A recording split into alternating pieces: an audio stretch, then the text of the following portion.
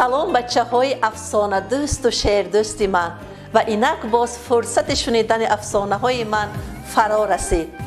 Чун анъана имрӯз шеърро хонандаи мактаби рақами 73 шаҳри Самарқанд Саъдуллоева Сабоҳатой мехонад.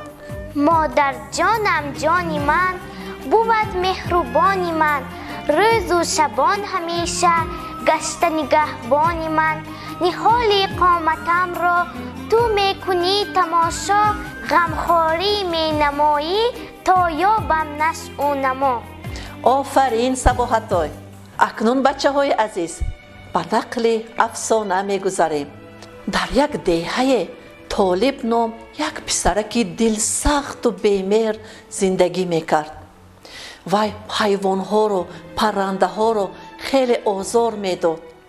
рӯзе аз рӯзҳо Толиб як гунҷишкакеро дошту вайро оварда ба хонаашон ба даруни об даровард. аз он ҷо гирифта парҳояшро кушода маҷбуран парвоз кардан мехост. Толиб ба пои гунҷишкак респонро басту онро аз ин тараф ба он тараф кашида азоб дод ва гирифту ба кӯча баровард. аз роҳ Талъат ном писараке мегузашт.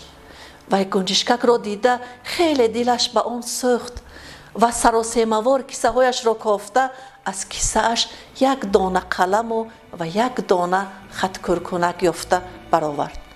ва ба Толиб нигоҳ карду гуфт: иваз намекунӣ? Толиб гуфт: майлаш, иваз мекунам. Толиб хаткӯркунаку қаламро гирифта гунҷишкакро ба Талъат дод ва гуфт: инро чӣ кор мекунӣ? Талъат гуфт: ҳоло ист мебинӣ. вай респони гунҷишкакро аз пояш аввал кушод, сарашро сила карду баланд бардошт. гунҷишкак бошад хурсандона парвоз карда чириқаззанон ба Талъат ташаккур гуфт ва парвоз карду рафт. Толиб аз пушти гунҷишкак нигоҳ карда монда аз кори кардааш шарм дошт. вай аз бачаи ноқобилу гапнодаро ба як писараки беозору раҳмдил табдил ёфт.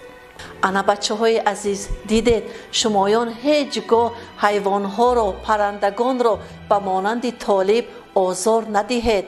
баръакс ба монанди Талъат муҳофизатгари онҳо бошед.